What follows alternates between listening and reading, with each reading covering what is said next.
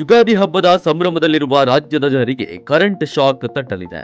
ಈಗಾಗಲೇ ಬೆಲೆ ಏರಿಕೆಯಿಂದ ಕಂಗಾಲಾಗಿರುವ ಜನರಿಗೆ ವಿದ್ಯುತ್ ಬಿಲ್ ದರ ಮತ್ತಷ್ಟು ಹೊರೆಯಾಗಲಿದೆ. ಯಾವಾಗಿನಿಂದ ಕರೆಂಟ್ ಬಿಲ್ ಹೆಚ್ಚಾಗಲಿದೆ, ಎಷ್ಟು ಹೆಚ್ಚಾಗಲಿದೆ ಎಂಬುದರ ಕಂಪ್ಲೀಟ್ ಡೀಟೇಲ್ಸ್ ಇಲ್ಲಿದೆ. ಏಪ್ರಿಲ್ 1ರಿಂದ ರಾಜ್ಯಾದ್ಯಂತ ಕರೆಂಟ್ ಬಿಲ್ ಹೆಚ್ಚಾಗಲಿದೆ. ಕಳೆದ ಜನವರಿಯಲ್ಲಿ ಎಲ್ಲಾ ವಿದ್ಯುತ್ ಕಂಪನಿಗಳು ಬೆಲೆ ಏರಿಕೆ ಮಾಡುವುದಕ್ಕೆ ಪ್ರಸ್ತಾವನೆ ಸಲ್ಲಿಸಿದ್ವು. ಇದಕ್ಕೆ ಗ್ರೀನ್ ಸಿಗ್ನಲ್ ನೀಡಿದ ಕೆಇಆರ್ಸಿ ಪ್ರತಿ ಯೂನಿಟ್ಗೆ 36 ಪೈಸೆ ಏರಿಕೆ ಮಾಡಿ ಆದೇಶ ಹೊರಡಿಸಿದೆ. ಈ ಪರಿಷ್ಕೃತ ದರ ಏಪ್ರಿಲ್ 1ರಿಂದ ಜಾರಿಗೆ ಬರಲಿದೆ. ದರ ಏರಿಕೆ ಬಗ್ಗೆ ಸಮರ್ಥನೆ ನೀಡಿರುವ ಕೆಇಆರ್ಸಿ ಸಿಬ್ಬಂದಿಗಳ ಪಿಂಚಣಿ ಹಾಗೂ ಗ್ರಾಚ್ಯುಟಿ ಬಾಕಿ ಇದೆ. ಈ ಹಿನ್ನೆಲೆಯಲ್ಲಿ ದರ ಏರಿಕೆ ಮಾಡಲಾಗಿದೆ. ಮುಂದಿನ ವರ್ಷಕ್ಕೆ ಅನುಗುಣವಾಗಿ ಪ್ರತಿ ಯೂನಿಟ್ಗೆ ಬೆಲೆ ನಿಗದಿ ಮಾಡಲಾಗಿದೆ ಅಂತ ಆದೇಶದಲ್ಲಿ ತಿಳಿಸಿದೆ. ಕಳೆದ ಕೆಲ ವರ್ಷಗಳಿಂದ ಸಿಬ್ಬಂದಿಗಳ ಪಿಂಚಣಿ ಹಣ ನೀಡಿಲ್ಲ. ಸುಮಾರು 4,659 ಕೋಟಿ ಪಿಂಚಣಿ, ಗ್ರಾಚ್ಯುಟಿ ಹಣ ಬಾಕಿ ಕಟ್ಟಬೇಕಿದೆ. ದರ ಹೆಚ್ಚಳದಿಂದ ಸಂಸ್ಥೆಗೆ 3 ವರ್ಷದಲ್ಲಿ 8,519 ಕೋಟಿ ವಸೂಲಿ ಆಗಲಿದೆ ಅಂತ ಜನರ ಮೇಲೆ ಹೊರೆ ಹೇರಿದೆ.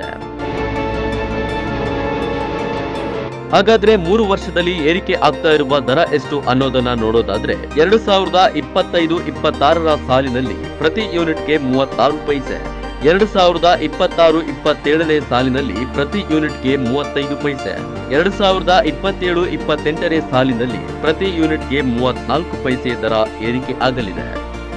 ಇನ್ನು ವಿದ್ಯುತ್ ದರ ಏರಿಕೆಯ ಬಿಸಿ ಗ್ರಾಹಕರನ್ನ ಸುಡಲಿದೆ. ಪ್ರತಿ ಯೂನಿಟ್ಗೆ 36 ಪೈಸೆ ಹೆಚ್ಚಿಗೆ ಆಗ್ತಾ ಇದ್ದು ಗ್ರಾಹಕರಿಗೆ ಹೊರೆ ಬೀಳಲಿದೆ. ಹೀಗಾಗಿ ವಿದ್ಯುತ್ ದರ ಏರಿಕೆ ವಿರುದ್ಧ ಸಾರ್ವಜನಿಕರು ಅಸಮಾಧಾನ ಹೊರಹಾಕ್ತಿದ್ದಾರೆ.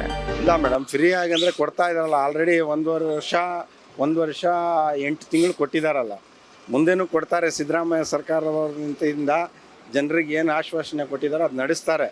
ಸರ್ಕಾರದ ಏನು ಆಶ್ವಾಸನೆ ಕೊಡುತ್ತೋ ಅದು ನಡೆಸಿದ್ರೆ ಅದು ಸರ್ಕಾರದ ಇದು ಗೌರವ.